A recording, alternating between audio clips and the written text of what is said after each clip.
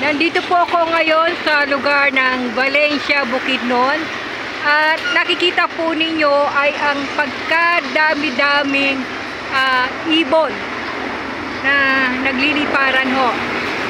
Kung titingnan nyo po yun, ayan po, yung kawad ng kuryente, ayan po, grabe. Yung medyo mga, ayan po, sobrang dami po yung nagliliparan. Grabe ho, ganito halos ho yung nakita ko sa lugar ng Malay-Balay, Bukidnon. Pagkarami-rami na halos nangingitim ang langit sa sobrang dami ng ng ibon po. Ayan, grabe ho. Oh my God.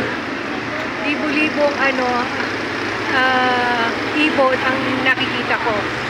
So, pero hindi nga lang ho tulad nung nakita ko sa Malay-Balay na sobrang dami po yung nakikita ko. Parang nagtataka ho ako ngayon kung bakit noong ding nakaraang 3 weeks ago ay nakakita po ako ng napakaraming langgam doon sa aming lugar. Yung puno ko po ay libong langgam ang nakita ko na halos para ho siyang mga army ng langgam na nandun po sa puno ng mangga at pati na rin ho sa ibaba. Kaya madali ko rin pong napatay yung mga langgam na yun.